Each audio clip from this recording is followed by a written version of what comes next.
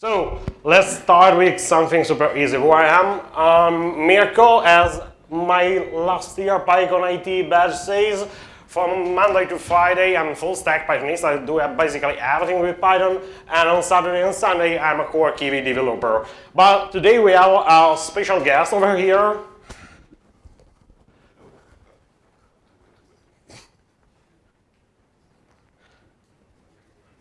I think you have to do that. 1, 2. Okay, it works. Thank you. So I'm Gabriel Pétier, also known as T-shirt man. I've been involved with Kivy since the early days, 2010. I dabbled in the documentation, in the unit tests, in the low level and examples. I did a lot of things. These days I'm less active, much less active, but yeah, I've been involved in all the sub-projects. I now work in a finance company, so it's a bit different. But so I'm really happy that Mirko has been taking over a lot of the work.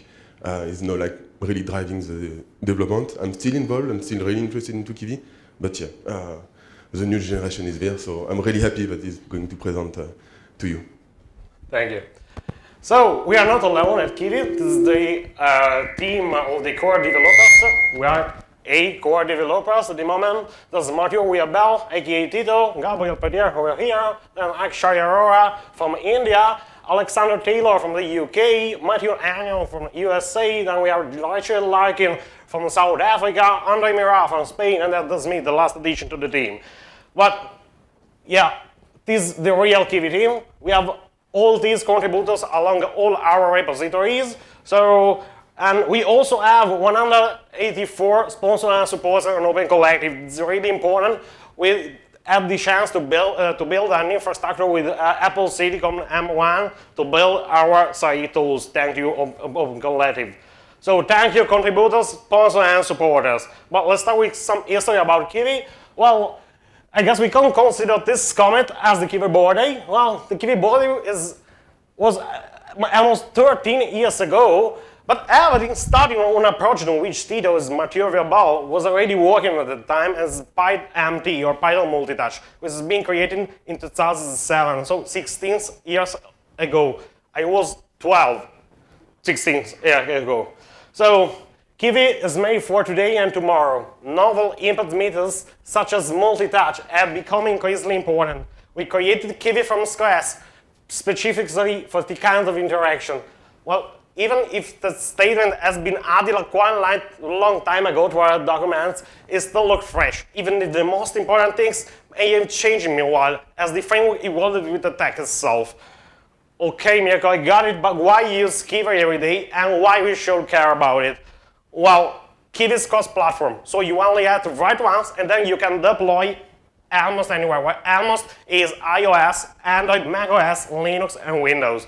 And we are probably compatible with other platforms, but just we don't know. I've seen a post of someone running Kivy on an old Nokia, something crazy. So, and that really works great on small teams, trust me, yeah, because I work in a small team, and without Kivy, I won't be able to do what I'm currently doing right now.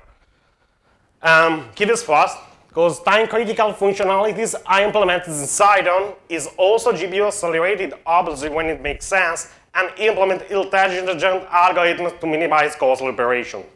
But also, Kivy is business-friendly, because Kivy is released under MIT license and is 100% free to use, and is professionally developed, baked, and maintained.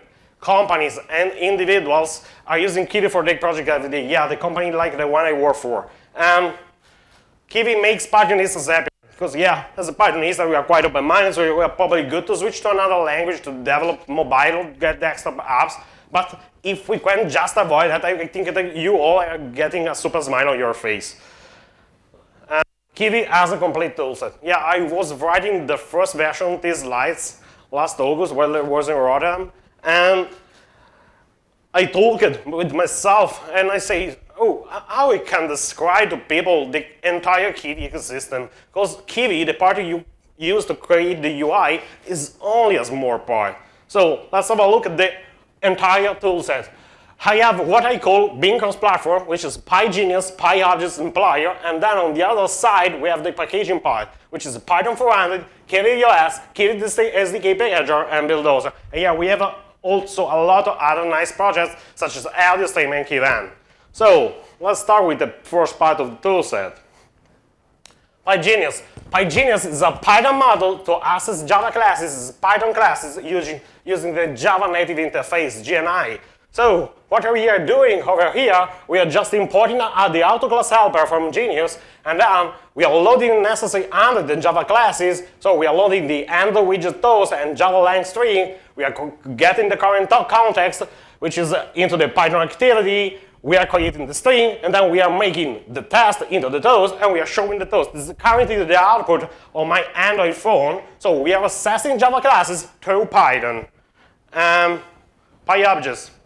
PyObjects is a Python model for accessing Objective-C classes, Python classes, using the Objective-C runtime reflection. Well, we are using that in iOS and macOS.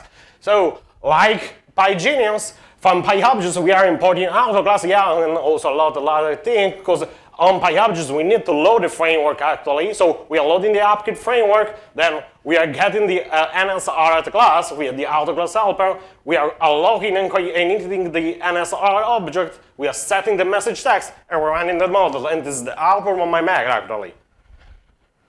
Player. Player is a platform-independent API to use features commonly found on mobile platforms, not only mobile ones, in Python. So you only have to import player, and then this is the most basic example, because we have to import player.tts.speak hello world, and if I run that script on my Mac, it actually says hello world at loud voice. Like TTS, we also have access to accelerometer, audio recording, barometer, battery, Bluetooth, brightness, call, and so on. Obviously, it leverages PyGenius and PyObjects when needed. The toolset, we have to the packaging part. So we have Python for Android and Kivy iOS. Both are packaging tools, one for Android and one for iOS. And you can create your own Python distribution with the needed models and dependencies and bundle it into an APK or a BE for Android distributions, along with your own code and assets, or into an app for iOS. So Mirko, it just copies my dependencies and coding on artifact that can run on Android or iOS. Well, unfortunately, it's not that easy, at least for us. So let's have a quick whiteboard session. Why is not that easy to package a Python mobile app under the hood? One shot left, and you can win a Kivy t-shirt. No one?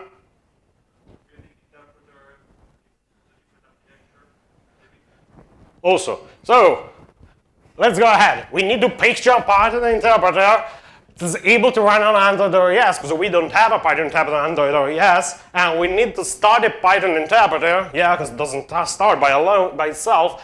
Non-plain Python packages are not available PyP for Android or iOS. If someone is here from PyP, maybe we can talk about that. And on iOS, we are required to start and leak everything on the main executable, because Apple doesn't like dynamic loadable libraries on iOS apps, and not everything is available on Android and iOS, like subprocess, for example. You can't just use subprocess on iOS. And data scientists, how many are there? Oh, great. Data scientists love libraries based on Python, and you know. Okay, wonderful. No, Android doesn't have apt-get, so you can just apt-get install something into your Android phone, and no, iOS doesn't have you, so you can't ask your user to install things via you. So you have to build your libraries by yourself and get it into the app. So how we managed to fix it? And we kind of better, and how the whole Python community go up. Well, this is Kivy iOS and Python for Android, super compressed version. So, hey toolchain, I need to build my app, which have these dependencies, and the toolchain starts to build it. But how that works, I'm not talking about installation usage, because that's too easy, just to read the documentation, please.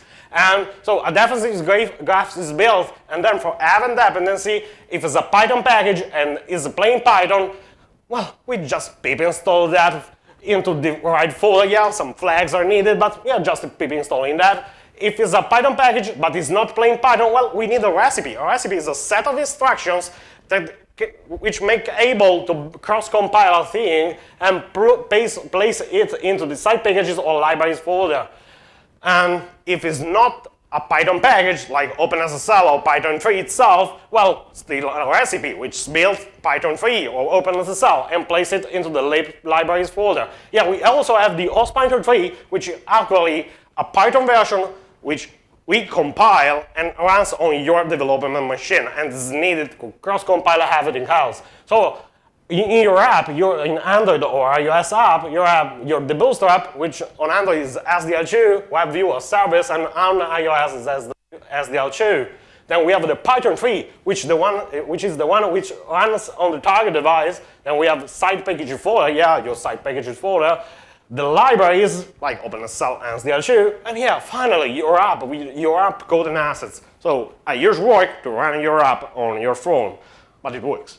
Kivy SDK packager. Kivy SDK packager builds macOS Kivy app, which could be used as an alternative installation methods on macOS or to package macOS apps, and also builds Kivy dependencies for Windows such as SDL2, GUI and Angle, and helps to build Kivy package for the Ubuntu PPA. Yeah, that's the type. Bulldozer. Bulldozer is a tool for creating application packages easily. Well, easily means without worrying CLI flags. So with one single Bulldozer spec file in your app directory describing your application requirements, Bulldozer will use that spec file to create a package for Android, iOS, and macOS. So if you're just asking, Bulldozer, Android debug, deploy, run, you're basically saying, hey Bulldozer, please run, and please build and run the artifact in debug mode, deploy it on the device, and run it. So let's have a small brief about the current status of Bulldozer. On Android, fully supported, and uses Python for Android in the hood. Fully supported means that supports all the CLI flags that Python for Android have. And on macOS, is partially supported and uses Kivy SDK package under the hood. And on iOS, is also partially supported and uses Kivy iOS under the hood. Well, on Kivy iOS, you will probably find yourself to build things via Kivy iOS and then use your Xcode into your development machine. So probably Bulldozer is not needed for here. On Windows, some help is wanted. The alternative is PyInstaller, as documented in the Kivy documentation. And on Linux, yeah, also over here, some help is wanted. And the alternative is PyInstaller. Or you can use, as someone suggested yesterday, GUI 3. So, the visible part of the iceberg, yeah, finally. This is Kivy, and on bottom of that, there's everything else we talked about just a few minutes ago. So, install Kivy. It's just so easy. Pip install Kivy. Yeah, we have some selectors, so you can decide which dependencies to install. And we also throw alternative installation methods such as Conda or from source on the Kivy app on macOS or the Ubuntu PPA. Well, the Ubuntu PPA is only available for the latest 2 versions of Ubuntu because we need a specific version of SDL2 which is only available on the latest 2 versions of Ubuntu. Yeah, the alternative installation methods are the old installation documentation is available over here. Architecture. Kivy Apps basic tasks such as opening a window, displaying images, displaying text, playing audio, getting video feed from a camera, and so on. This makes the API both easy to use and easy to extend. Most importantly, it allows us to use specific providers for the respective scenarios in which your app is being run. What that means? It means that on iOS, I'm using iView framework for the camera, and on Android, I'm using the native Android camera API. Yeah, in the next release, we'll talk about that later. Kivy Lang. The Kivy language, Kivy Lang, allows the developer to create the widget tree in a declarative way and to bind widget properties to each other to callbacks in a natural manner. Well, it also allows very fast prototypes and easy changes to your UI, and it facilitates separating the logic of your application from its user interface. Unfortunately, I came from the PHP world, and I've seen a lot of files with a bunch of all the things into a single file, and it's painful. So, this is actually a way to write up a Kivy app. You have to use Kivy language. Please don't do that unless you know what you're doing. Yeah, maybe sometimes you need to do that. Events. Events are important when developing an app with Kivy, well, and GUI apps in general. And one of the most important base classes of the Kivy framework is the event dispatcher class. This class allows you to register event types and to dispatch them to interest parties. The widget, animation, and clock classes are example of event dispatcher. And yeah, event dispatcher object depend on the main loop of the Kivy thread to generate and handle events. Clock events. Well, probably if you need to say hi every 10 seconds, you will find yourself doing something like that. But in Kivy, we have a clock, and with clock, you can just schedule an interval for that. So you can call my callback every 0.5 seconds just by calling clock the schedule interval, my callback 0.5. And yeah, you can also cancel that interval in clock. And you can also schedule once that. So we are scheduling my callback only in 5 seconds to happen, and we are also scheduled to happen immediately, so usually the next frame. And we also have triggers, which are super important if you are looking for performance. So you are creating a trigger, and then you are just calling the trigger and runs before the next frame. A widget has two default events. So widget events. A widget have the property event, which is if your widget changes position or size and even is fired. Well, we just cover that in Kivy properties later. Widget defined events is an event will be fired for a button when it's pressed or released via the dispatch method. So, properties. Kivy, we have some properties, kind of properties, numeric property, string property, list property, object property, and so on. So these properties, which are different from Python properties, implement the observer pattern, and to use them, you have to declare them at class level. While Kivy properties help you to easily manipulate widgets defined in Kivy language, automatically observe any changes and act accordingly, and check validate values, and also optimize memory management. Well, this is an example of usage of the property, where we are declining the numeric property, and then we have a method which is in-click count, which imagine is called by pressing on a button, and we are incrementing on click count, and automatically on click count is called and says, hey, I've been clicked, and I've been clicked X times. So each property by default provides an own property name event. This is called whenever the property state value changes. Layouts, well, it's a UI framework, so we have layouts, and animated images are more clear than me, and yeah, we have some kinds of layout, like box layout, angel layout, grid layout, and flow layout. I'm not covering that really into it, because we don't have time, but let's talk about canvas. Each widget has a canvas, aka a place to draw on. The canvas is a group of drawing instructions that should be executed whenever there's a change to the widget or graphical representation. Canvas before and canvas after groups can be used to separate instructions on when you want them to be executed. So if you can add instruction either on a Python code or from the Kivy file. Yeah, we have an example over here. So we have a block layout, so imagine fully blank, and then we are placing before everything around the rectangle. So red around the rectangle, and then we are placing a label on top of it, so the high label, which is full white, and then on top of that, we are placing, so in the canvas after, we are placing an ellipse, which is blue, half the alpha. So this is the actual result of these instructions. So, non-layout UI components. We also have non-layout UI components, like button, for example, yeah, the button. Camera, where you can show the input for your camera. A carousel, we have a splitter, we have text input, which is getting a huge upgrade in the next release. We have video player, virtual keyboard, a lot of new UI components, so boring. Yeah, we also have a Kivy community maintainer garden. But it's not that kind of garden you need to water, but it's still full of flowers. Kivy Garden is an organization for developers of Kivy widgets, add-ons, and related software. Some examples are ZBarCam, which is a real-time bytecode quest kernel, which is using the camera, or MapView, or Graph, and we have a lot more of that. So you can find all of them at github.com/KivyGarden, and you can also submit a PR to add a flower to this organization. Freedom. Why freedom? Because Kivy provides the bricks, our community garden full of flowers, but you can even do more. Yeah, because even if Kivy comes with its own set of icons and its UI theme, there's no need to stick on it. You can create new widgets and customize existing ones. Yes, spoiler, at least for me, it's easier than writing some CSS3. So these are two examples. This is actually an example of a smart home app I'm developing, which have a lot of custom widgets, like this one of the rolling shutter. I'm so proud of that. And this one is an app from one of our sponsors, which is currently checking our race car on the racetrack.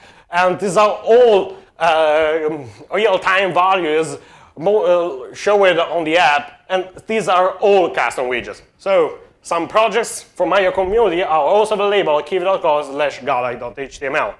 But let's start with some fresh news. Kivy 2.0 has been released last week. Python for Android, which now supports 2.0, has been released last week. Kivy iOS, which now supports Kivy 2.0, has been released last week. You did that on purpose for PyCon Italia? Yes, but we need a release. Kivy 2.3.0 status. Well, the first proof of concept already started in early April for the brand new text import core provider. Well, that video was supposed to play, but it's not doing.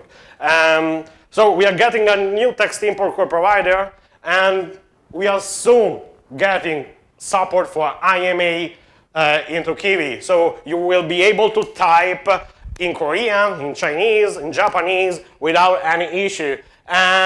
We're also going to support suggestions or feed from password managers. Yeah, some PRs are already waiting for a review in order to land 2.0. Probably when I'm getting home, I'm starting reviewing that. The future. Well, it's still a huge topic. We need to improve the documentation guides. If someone wants to help, please help us. And we need to involve more the community to meetups and live stream. We're working on Kivy sessions on Twitch TV. Well, I'm starting a career as a streamer, seems. And we also have to improve the support for non-Latin languages, because in 2.0 we added support for RF bus, so we can now handle reshaping for Arabic, for example. But it's still not enough, and we need to get some work done on again. Yeah, we also need to update the camera implementation on both Android and iOS, because it's getting quite rusty. I'm not talking about Rust, but it's just old. So yeah, it needs some changes. Yeah, together is better, because we need to involve the whole Python community making our mobile platforms. So there's a PyCon Italia 23 live special. If you are a maintainer of a non-plain Python package and you want some help to build it for Python platforms, please reach out to us, ping us in real life. So we are here for that. So thank you. There's another PyCon Italia 23 live special. If you want to talk about Kivy in general, feel free to stop me or Gabriel.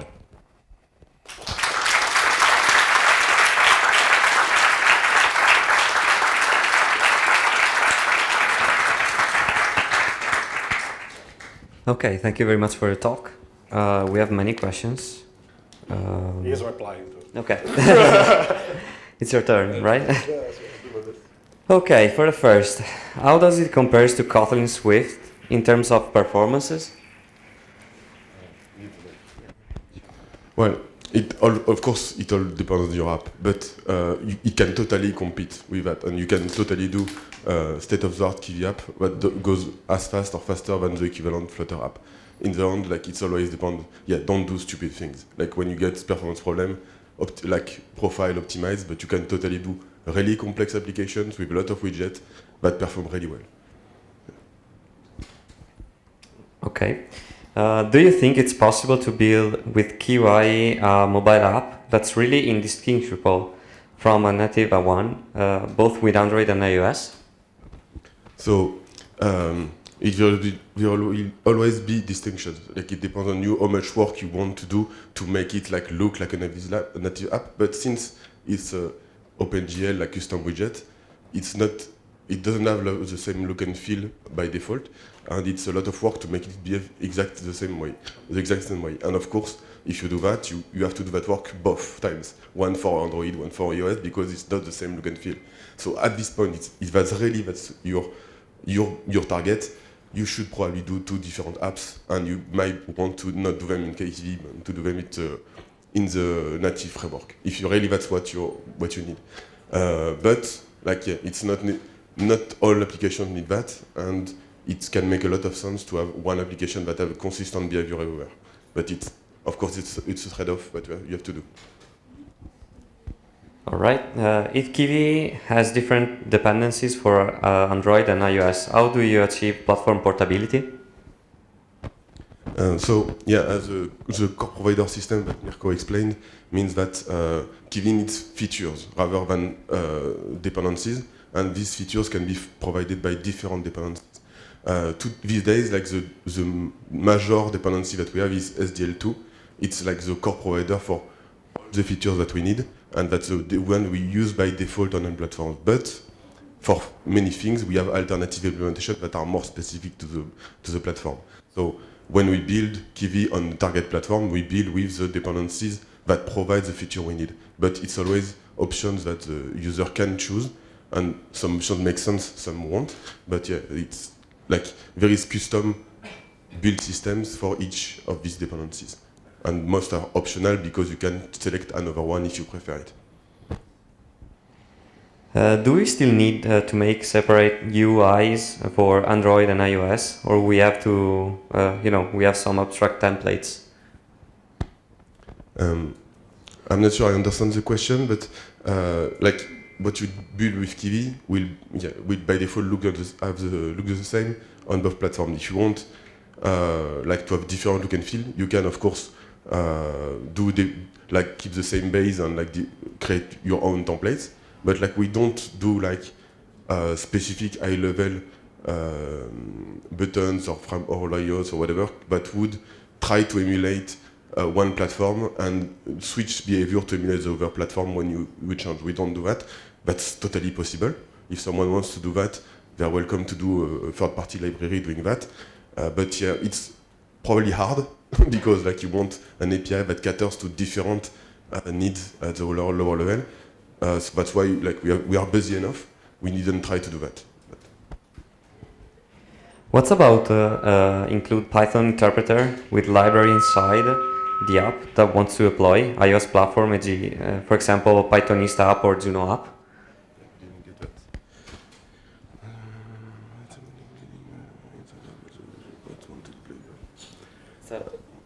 Yeah, I'm not sure I understand the question. Yeah, maybe. You can understand it. Yeah. Sorry, can you explain? You are speaking about the problem to compile and include all the libraries to deploy on the iOS platform.